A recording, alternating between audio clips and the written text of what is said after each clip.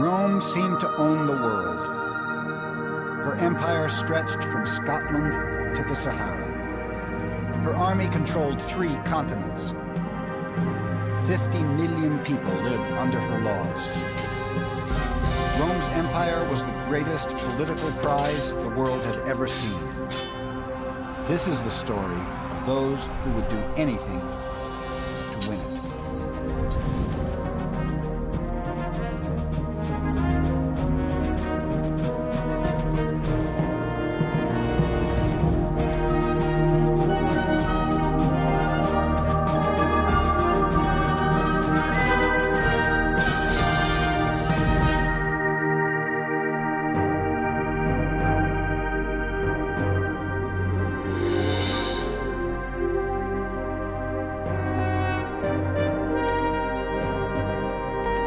It's a warm spring night in 82 BC, and Rome is struggling to control one of its generals.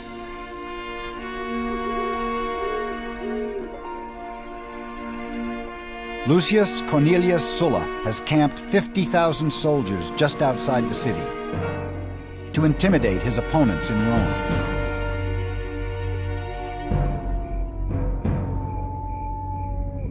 Sulla is a cunning politician and a brilliant general. He's returning from a successful 4-year campaign in the East and is used to getting his way. He meets with the Roman Senate and demands they give his soldiers land as a reward for their conquests. For the first time in Roman history, a general is bullying the government.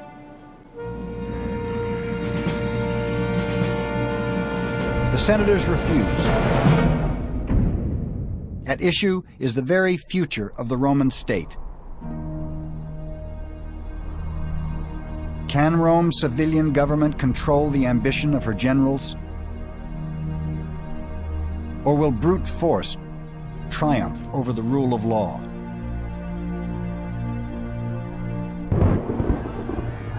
That night, Sulla posted his answer. Lists of his political enemies with cash rewards next to their names. Sulla had tried to persuade his opponents. Now he promised to kill them. It was a bloodbath. Thousands died. Husbands were slaughtered in the embraces of their wives, sons in the arms of their mothers. And those who were killed in the passion of the moment were as nothing compared with those who were just butchered for the sake of their property. Plutarch.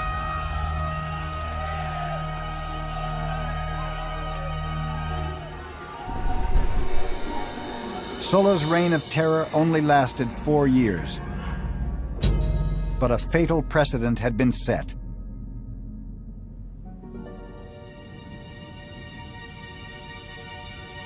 A general had returned from war and persuaded a Roman army to help him seize power in Rome.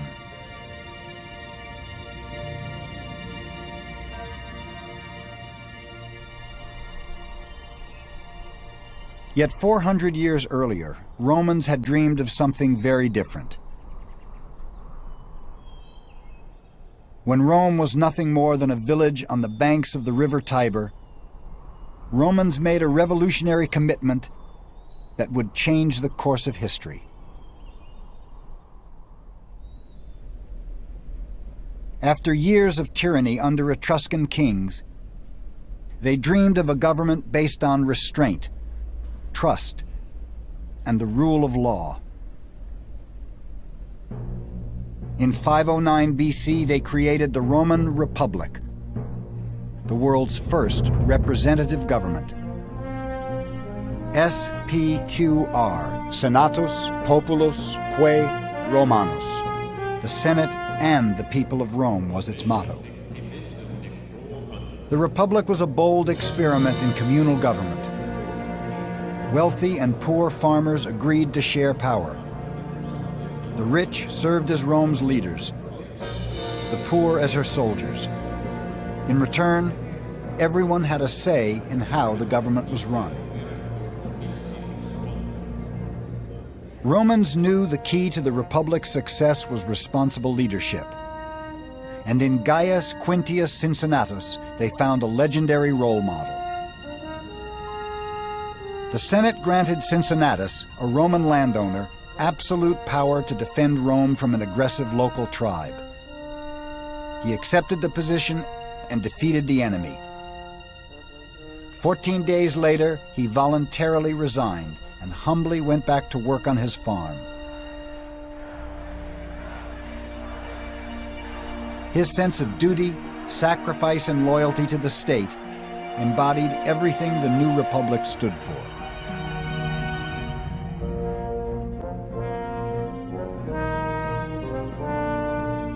The Roman Republic has served as a model for Western democracies ever since.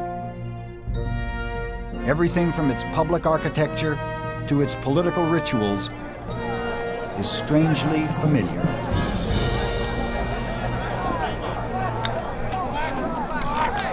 Once a year, the whole city would turn out to vote for its leaders.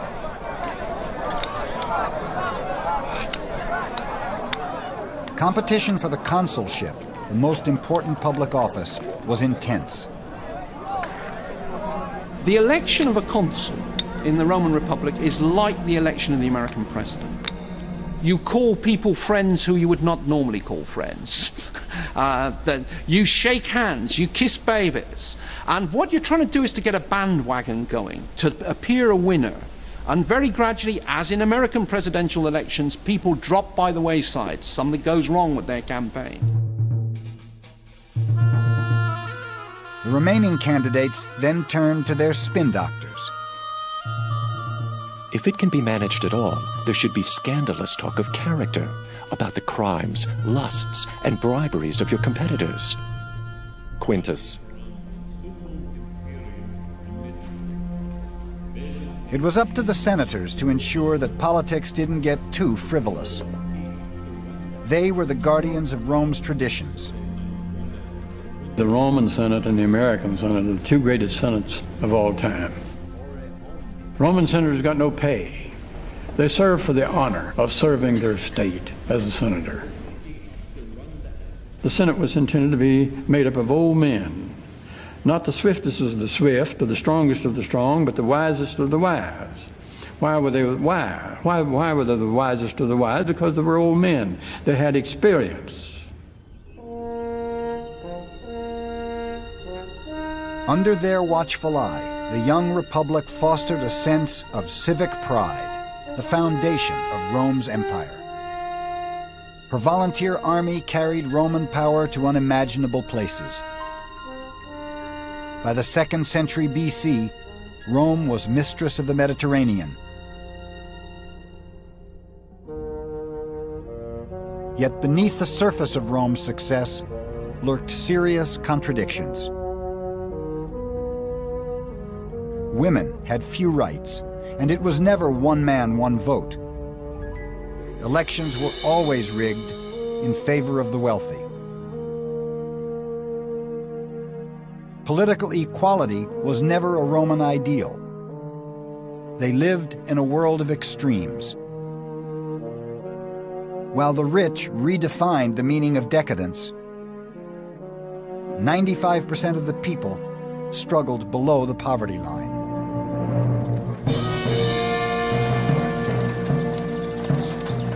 This social imbalance would fuel the most disruptive tradition in Republican Rome: patronage.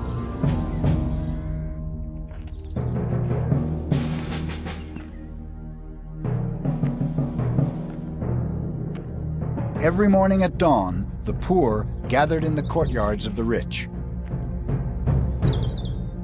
These wealthy patrons saw to the needs of their clients. Some needed work, others legal advice. In return, clients promised patrons their vote at election time. But Rome's great patrons were also Rome's great politicians. And obligations to their clients often clouded their duty to the state. Loyalty was divided, and the ideals of the Republic compromised. The conflict between patronage and politics was set to explode.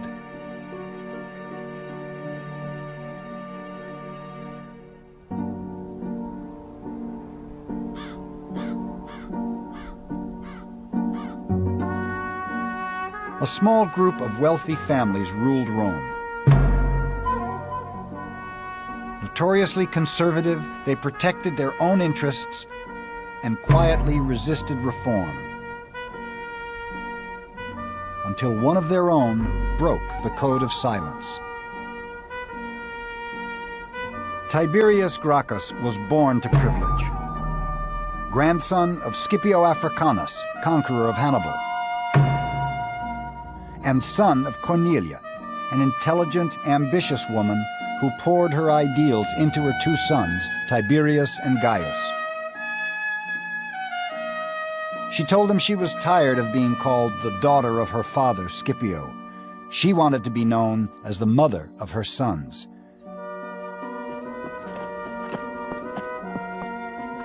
In 143 BC, the young Tiberius left Rome to join the army in Spain. It was a very disturbing journey. While Tiberius was traveling through Italy, he saw for himself how the country had been deserted by its native inhabitants, and how those who tilled the soil or tended the flocks were barbarian slaves introduced from abroad. But it was above all the people themselves who did most to arouse Tiberius's energy and ambitions, calling upon him to recover the public land for the poor.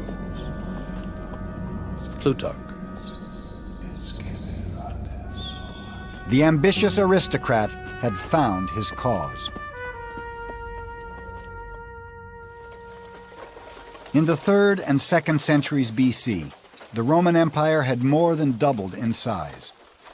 The conquering soldiers were still volunteers, poor Roman citizens who owned small farms.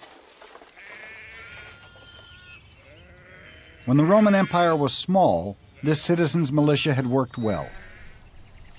Men served for only part of each year, coming home regularly to work their farms. But getting home to harvest became impossible as the empire grew and armies were conquering faraway lands in Africa or Asia or Northern Europe. If you're serving abroad for years and years in a long process of imperial conquest, the result is that when you put down your sword at the end of the campaign, there is no ploughshare left, because your brother nicked it ages ago, and it wasn't just your brother, it's the big landlord next door who's extended his estate. So that you do have very large numbers of people who don't have land to return to.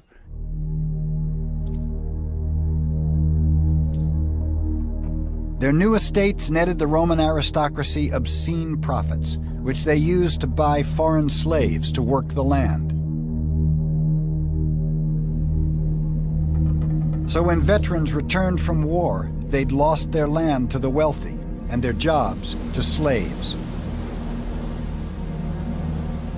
Tiberius Gracchus promised to change all that. The wild beasts that roam over Italy have their dens and holes to lurk in. But the men who fight and die for our country enjoy the common air and light and nothing else. It is their lot to wander with their children, houseless and homeless over the face of the earth. The truth is that our soldiers fight and die to protect the wealth and luxury of others. They are called the masters of the world, but they don't possess a single clod of earth which is truly their own. Gracchus.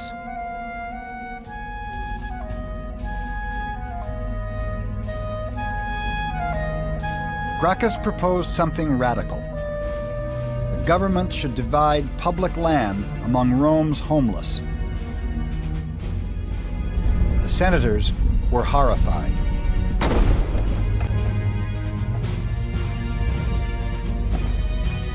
His plan threatened their own huge estates and also their political livelihood. If passed, it would make Tiberius Gracchus the patron of Rome's massive underclass.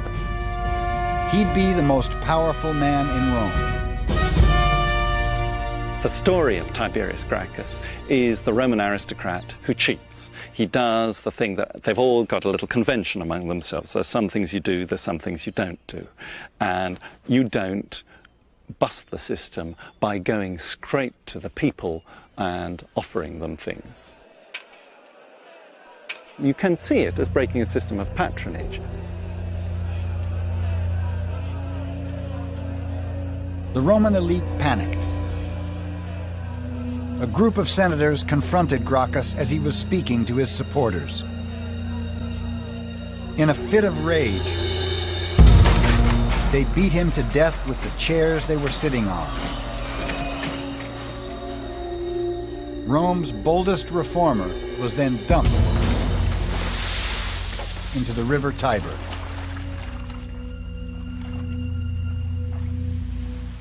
Yet Gracchus had revolutionized Roman politics. By championing the needs of the poor, Gracchus had shown how an ambitious aristocrat could outmaneuver his conservative peers.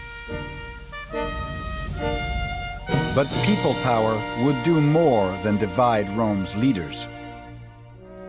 Ultimately, it would threaten the Republic.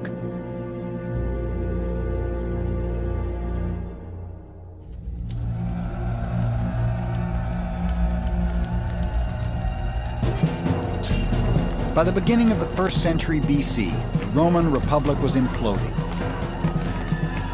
Roman values were under siege. Slave revolts stunned Sicily and Italy. Something had to give. The collapsing republic found an unlikely supporter. Born in a wool-dyeing shop in central Italy in 106 BC, Marcus Tullius Cicero dedicated his life to opposing the greed and violence that threatened his world. He was a self-made man, earning a name for himself as an orator and lawyer in Rome, relying on his eloquence and intelligence to outwit wealthier opponents. Cicero believed the key to the Republic's future was in her past. There, Cicero saw the image of Cincinnatus and the ideals of restraint and self-sacrifice he embodied.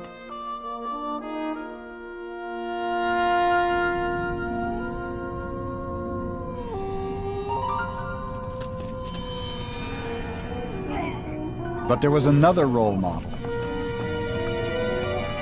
Romulus, Rome's legendary founder, who was reared by a savage wolf and killed his own brother in a struggle for power.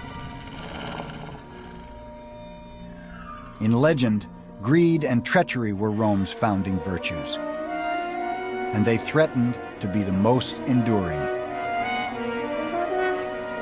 I would rather be the first man in a barbarian village than the second man in Rome. Julius Caesar. Rome's most notorious citizen was born to wealthy parents in 100 BC. As with all young Roman aristocrats, Julius Caesar had a strong sense of destiny. As a child, he dared to claim he was descended from the goddess Venus. Caesar's first official post was as a military officer in Spain. There, the 30-year-old Caesar stared at a statue of Alexander the Great. How had he achieved nothing, he wept, when at his age, Alexander had conquered the world?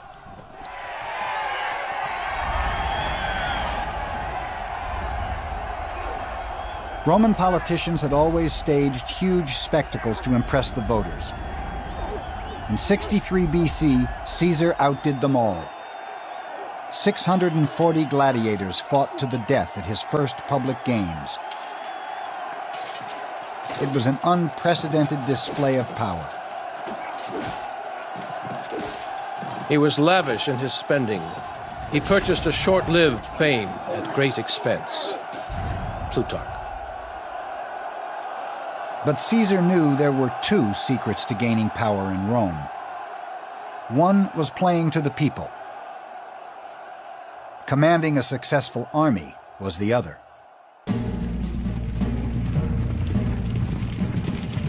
In 59 BC, Caesar became military commander over Gaul, modern-day France. 9 years later, 1 million Gauls were dead or enslaved.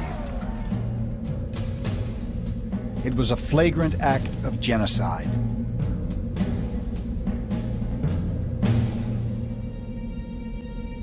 Caesar would now summon the ghost of Sulla, Rome's first warlord. Like Sulla, Caesar was returning from war with an army loyal to him, not Rome. Like Sulla, Caesar wanted something the Republic could never allow. In January 49 BC, Caesar committed the ultimate act of treachery. Following in Sulla's footsteps, he persuaded a Roman army to cross the Rubicon and march into Rome. The monstrosity of Caesar's character is concealed in his gay and friendly manner. No one knows what to do. If we resist, there will probably be bloodshed. Cicero. The Senate quickly chose Pompey, conqueror of the East, to defend the Republic. But Caesar wanted absolute power, even at the price of civil war. Rome's two greatest generals met in Greece. Brother against brother, eagle against eagle, flag against flag. Citizens, what is this madness? Lucan. Pompey was no match for Caesar and his brutal fighting force. He fled to Egypt, but was eventually captured by Caesar's spies. The fate of the Republic hung in the balance. But Caesar had other things on his mind. In Egypt, in 48 BC, he met the young Queen of the Nile, Cleopatra. They fell in love and had a child. Cleopatra persuaded Caesar to help her overthrow her brother and gain the throne of Egypt. Then, in 46 BC, she accompanied Caesar back to Rome.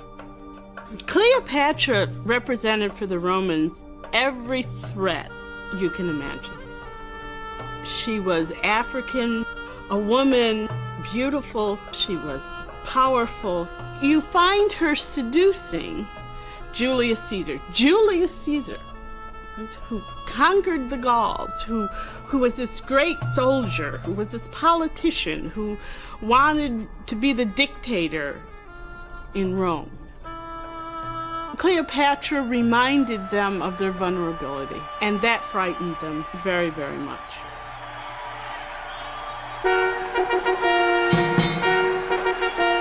Vulnerability was not something Caesar understood. Veni, vidi, vici. I came, I saw, I conquered, was the motto of his dazzling return to the city.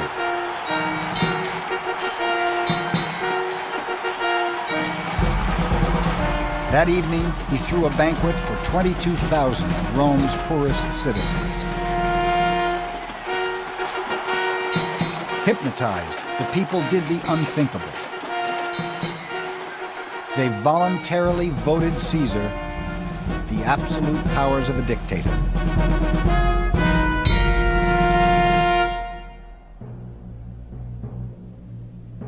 Caesar then shocked everyone. He used his total control not for revenge, but social reform. Like Gracchus, Caesar gave the Roman poor what they wanted. He made sure no Roman citizen ever went hungry. He gave grain to the poor and land to his soldiers, paid for by himself. Caesar, the benign dictator, was incredibly popular. Like Gracchus, he was a little too popular for some. Here was a man who was desperate to be king of the Roman people, master of the whole world. A man who believes such an ambition to be morally right must be insane. Cicero. In February 44 BC, he went too far. Caesar asked the people to elect him dictator for life. To accept absolute power forever was an open insult to his Republican peers. Cicero was disgusted and retired from political life in protest. The Senate wasn't so meek. They invited Caesar to explain his actions. It was the Ides of March.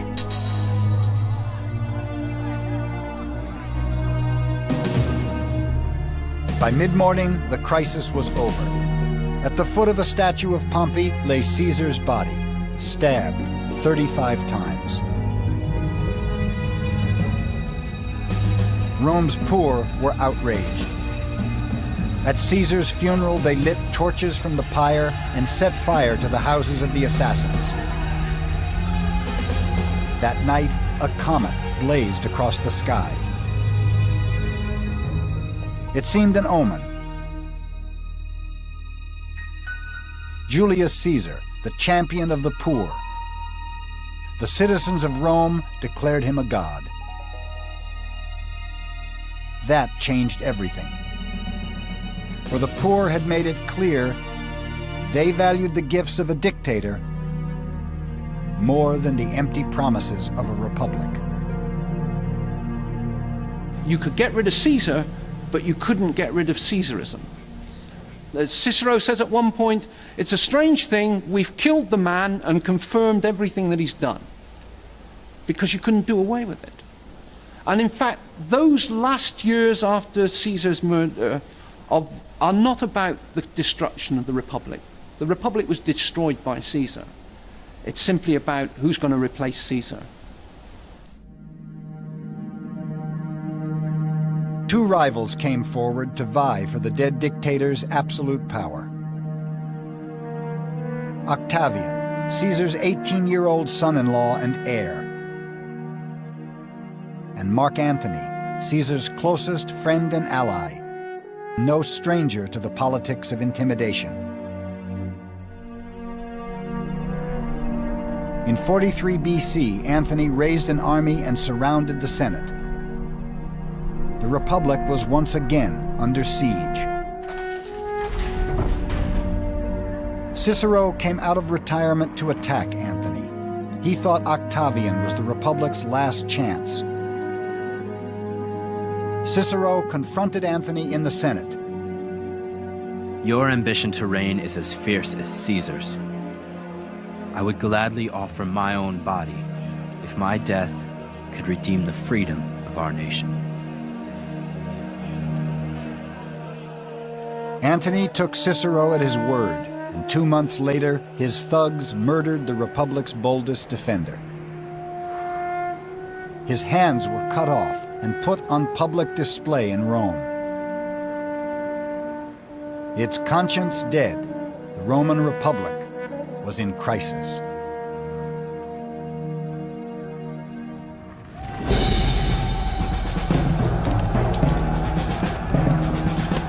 In 33 BC, 10 years after the assassination of Julius Caesar, Mark Antony and Octavian were still fighting for control of the Roman world.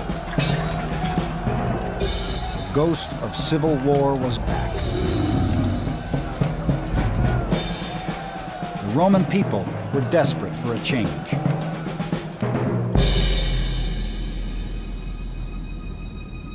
The rule of a single man is the only remedy for a country in turmoil. Tacitus. Octavian finally defeated Anthony in 31 BC to become the undisputed ruler of the entire Roman world. But his greatest victory would be one of statesmanship. Octavian was poised to redefine the very meaning of power in Rome. He understood patronage was the secret to control in Roman society. With Rome's vast treasury at his disposal, he set about making every Roman his client, obligated to him, the universal patron. Octavian handed out huge cash bonuses to Rome's army. He now had the undivided loyalty of over 400,000 soldiers.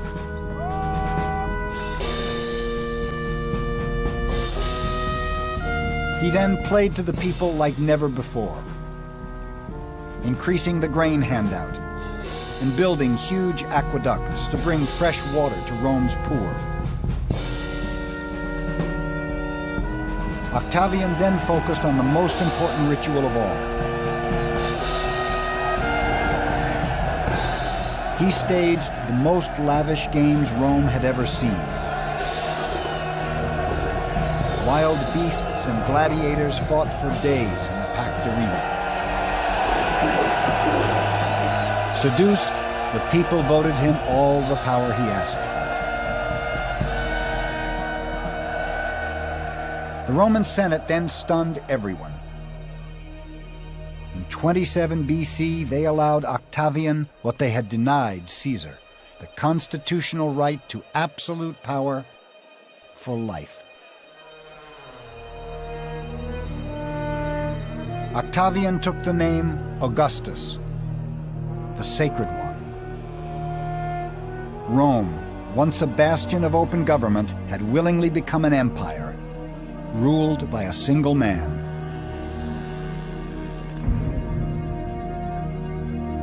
Octavian Augustus had become the Roman Empire's first emperor.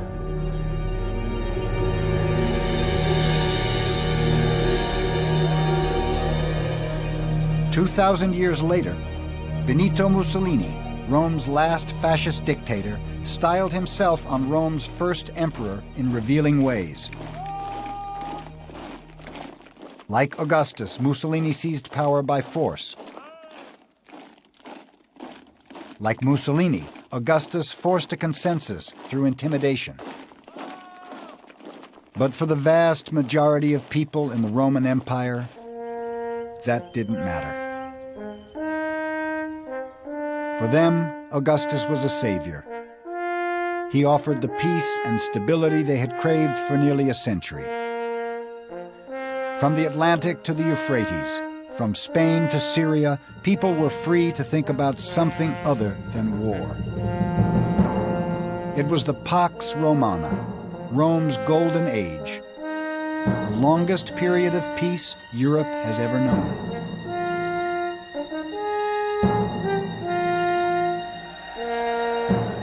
Yet the architect of peace would never enjoy his own triumph.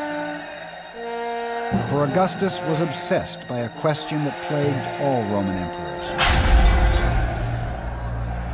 What would happen in Rome when he died?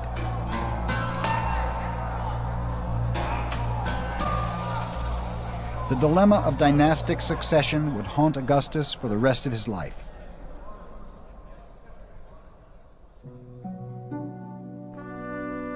His marriage to Livia had produced no male heirs.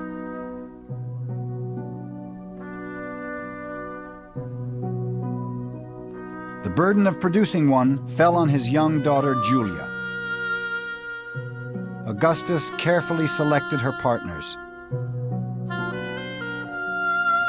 Julia was married first to her cousin, Marcellus, but he died tragically at the age of 19.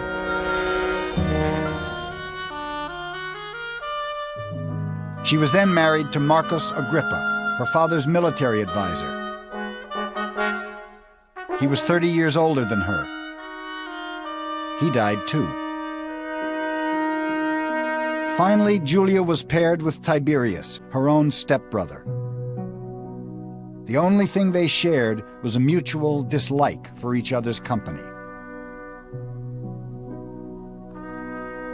Poor Julia was overwhelmed by the arranged marriages.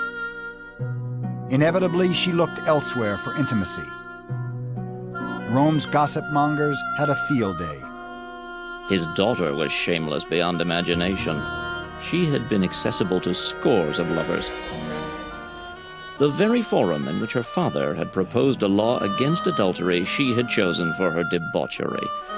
She daily resorted to the life of a whore, selling her favors to even unknown lovers. Seneca. Augustus was trapped. 10 years earlier, he'd passed draconian laws banning adultery, on punishment of exile or death. The emperor was forced to banish his own daughter to an island off the coast of Italy. Julia was never allowed to return to Rome. The pressures of dynastic succession had claimed its first victim.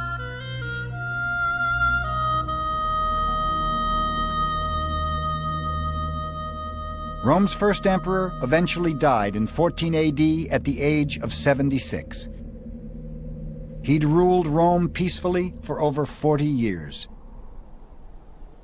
I restored, I completed, I built, I gave. Augustus.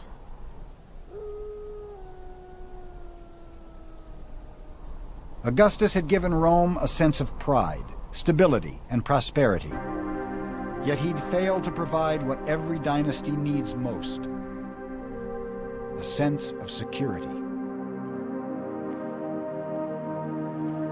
Imperial power seized by force could always be lost to force. Insecurity plagued Augustus's successors, and their paranoid delusions would be the undoing of his dynasty. Ironically, the biggest threat came from the Praetorian Guard, the elite troops meant to protect emperors, not kill them. Problems soon surfaced in the reign of Tiberius, Rome's second emperor, who struggled in the shadow of Augustus throughout his reign. In 23 AD, after 9 years on the throne, Tiberius retired to the island of Capri, exhausted by the pressure of power in Rome. Anyone who holds power is challenged all the time. Tiberius said, holding on to power is like holding on to a wolf by its ears. You know, it's this thing that can come round and bite you at any moment.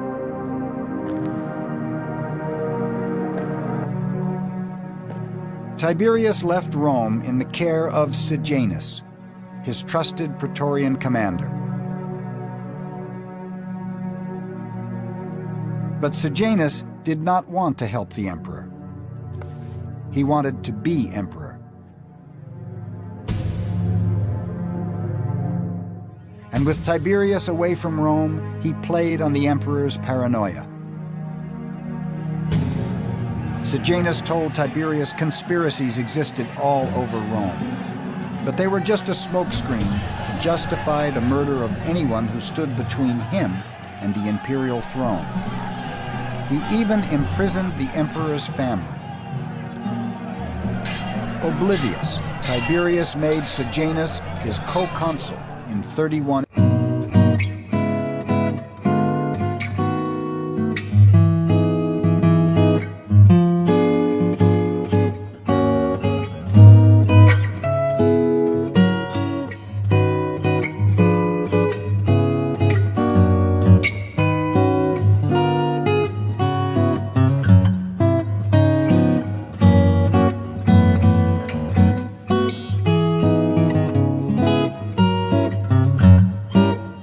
Trial. His treachery highlighted a fundamental problem in imperial Rome. Everyone knew that the Praetorian Guard watched over the emperor. But who watched over the Praetorian Guard? Tiberius responded just in time. Caligula, his successor, wouldn't be so lucky. Rome's third emperor was notoriously brash, particularly towards the Senate. But Caligula is best remembered for another relationship. With his racehorse, Incitatus. The emperor gave the horse a marble house and an ivory bed. He regularly invited the horse to dinner in the imperial palace and even threw huge parties for him. But Caligula topped everything when he recommended his horse be elected consul, the leading magistrate in Rome. To some people, it was more than the whim of a madman. Say you're sitting in the White House, and as usual, Congress is being difficult. And you want to say, I want to go in front of the American people, and I want as president to demonstrate my contempt for Congress. And how am I going to do that? I'm going to make my dog a congressman. I'm going to say to the American people, I value the Congress and what they have to say as much as I do what my dog says when it barks. So when Caligula made his horse a consul, that's a fantastically clever political insult to the Senate. Rome's rich and powerful were not so impressed. On the 24th of January, 41 AD, they bribed the Praetorian Guard to murder the emperor. But they wouldn't have killed Caligula if they knew of the horror to come.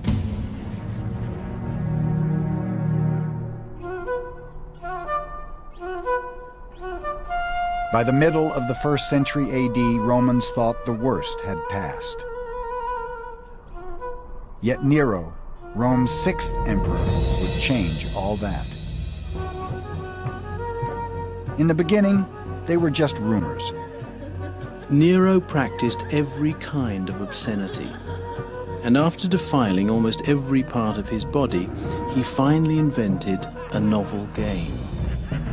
He was released from a cage dressed in the skins of wild animals, and attacked the private parts of men and women who stood bound to stakes. Suetonius. Had imperial power gone mad? Romans see their past as this mixture of heroes and villains. And don't forget, it's senators who are writing the history. This history is not straight reportage of objective fact. This is a political battle between the aristocracy and the emperors. It's in the aristocrats' interest to belittle emperors. They can't belittle them while they're alive. They belittle them while they're dead. But Nero was as much a victim of imperial power as its villain.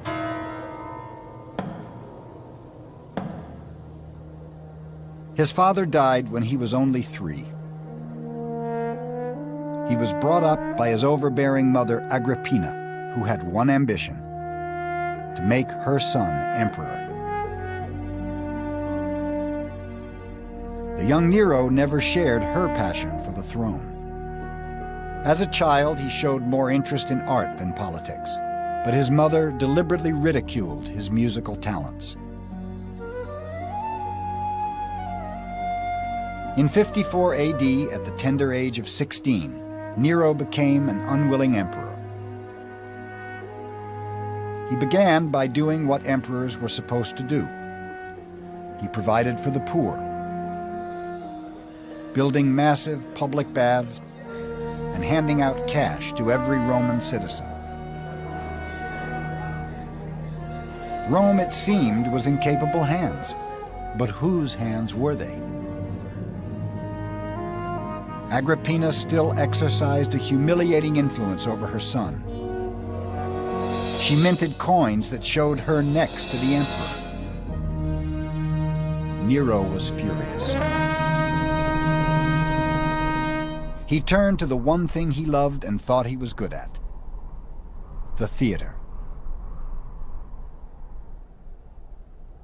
Yet Rome's performing artists were normally slaves, courtesans, or foreigners, never emperors.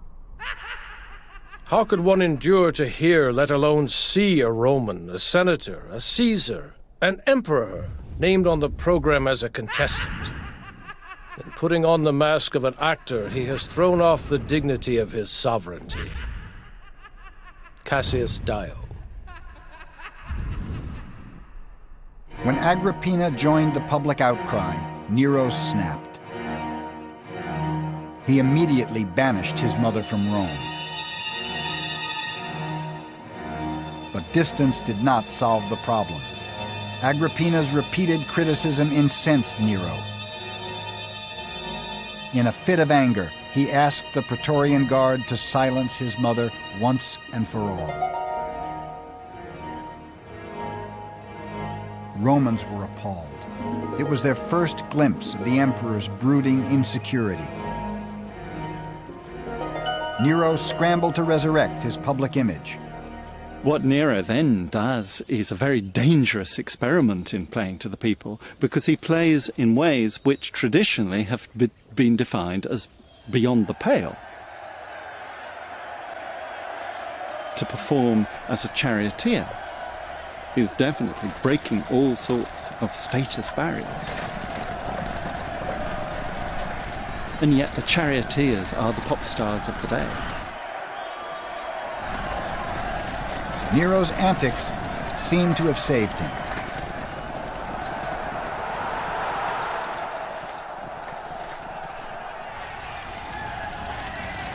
In 64 AD, a huge fire swept through Rome, destroying a third of the city. Half the population was left homeless. Nero's response was equally tragic.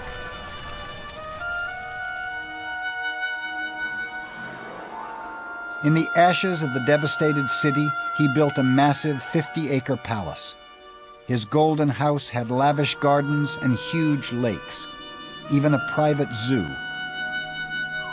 The emperor finally had what he'd always wanted, a peaceful retreat from political life.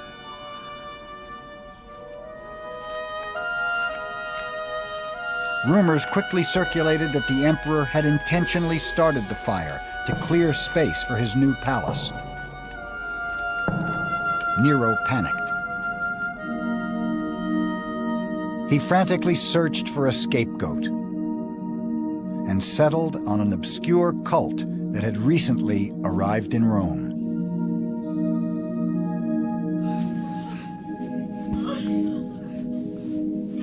Nero substituted as culprits and punished with the utmost refinements of cruelty a class loathed for their vices, who the crowd called Christians. Vast numbers were convicted, and derision accompanied their end. They were covered with wild beast skins and torn to death by dogs, or were fastened to crosses and burned to serve as lamps by night. Tacitus.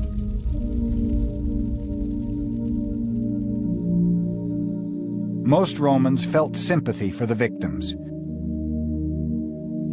Nero's propaganda exercise had clearly failed.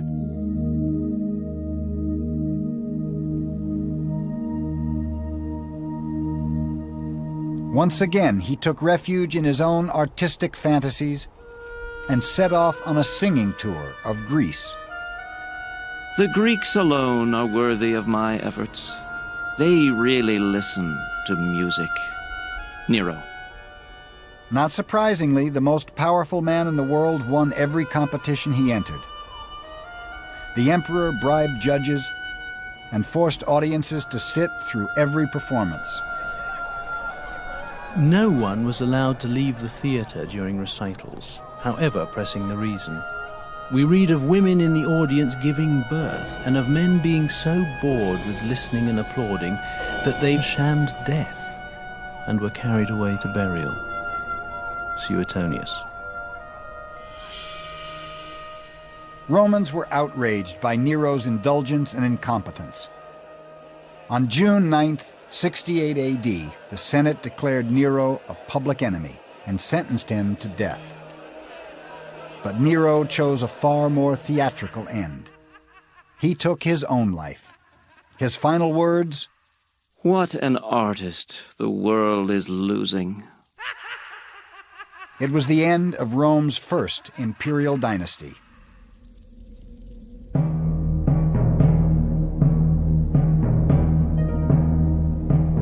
Augustus had ruled with restraint. Tiberius had ruled with indifference. Nero hadn't really ruled at all. The tragic demise of Rome's first imperial dynasty would echo for centuries to come. There would be emperors in Rome for another 400 years, but their dynasties would all rule with the same rhythm of power. Like Augustus, they'd start off promising the best of times. Their generosity would give Rome its grandeur. Their armies would guarantee the empire its peace. But like Nero, their reigns would end in catastrophe. Excess would undermine Rome's greatness. Delusions would condemn millions to die. Power and glory, the curse of imperial Rome.